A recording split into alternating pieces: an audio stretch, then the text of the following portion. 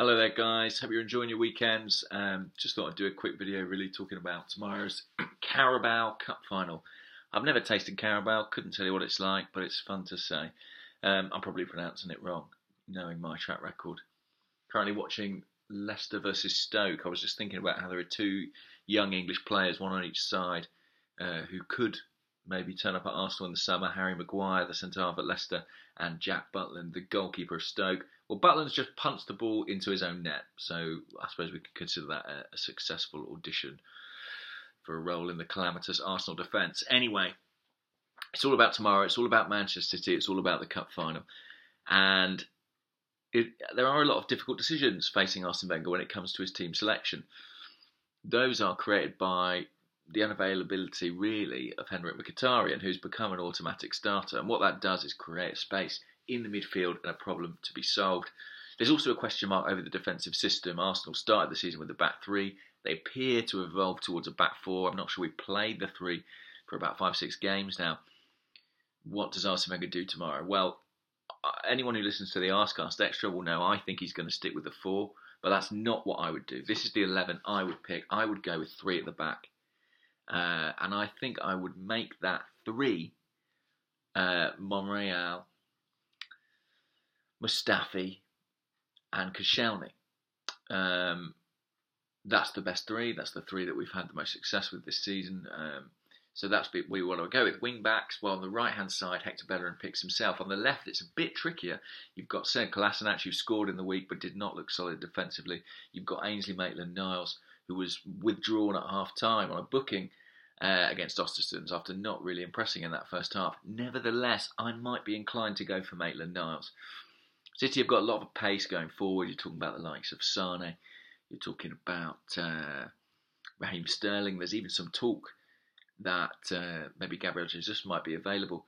I think that Maitland-Niles has impressed as a wing-back this season, impressed as a left-back. I think put him on that side. I think Kolasinac played the full game in the week. We know he's not the fittest at the moment. Maitland-Niles coming off at half-time might be a good thing for him. He'll be fresh come the weekend.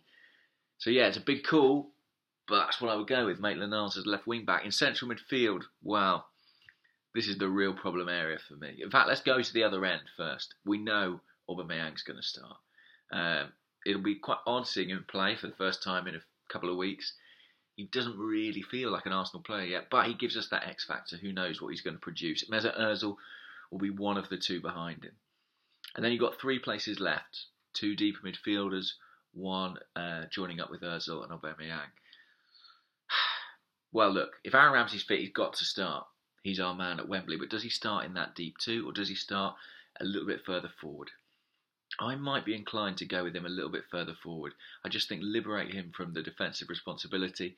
We know he's got a great track record at Wembley. Let him get forward. Let him get in the box. Let him be a runner beyond the front man. So I would go with Ramsey and Ozil behind the striker. Granit Xhaka, I think, is going to play. And then next to him, I would go for Mohamed Elneny, just because he's probably the most defensively dependable midfielder we have. I know that might sound not too convincing. It's funny, isn't it? Had we not sold Francis Coquelin, I think I probably would have been playing him in this game, just for that bit of security. But let's go with Elneny alongside Xhaka. I know people will say, what about Jack Wilshere? Wilshere was terrible against Ostersund. He didn't look sharp. He didn't look ready for a game of this magnitude. And also you need options on the bench. And your options are Wilshere, Welbeck and Iwobi.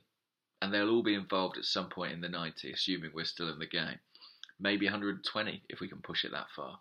So they would all be part of my game plan. You know, realistically, Welbeck's probably going to be coming on for Ramsey at some point, or Iwobi for Ramsey. Maybe he's not got the 90 in him yet. Maybe you drop Ramsey deeper if we're chasing a goal, and Elneny comes off for a forward-thinking player. You've got to have options, but I think starting with that back three is our best platform on which to build. So they're my big calls, really. Ramsey behind the striker, as he plays for Wales, one of those two floating behind. Maitland-Niles at left wing-back, and Elneny in the midfield. I just think Elneny and Maitland-Niles, they give us that bit of energy. If you go with Wilshere and Kolasinac, I don't know if you've got the legs to live with City. Anyway, that would be my team. I don't think it's what Arsene will pick. I think he'll go four at the back.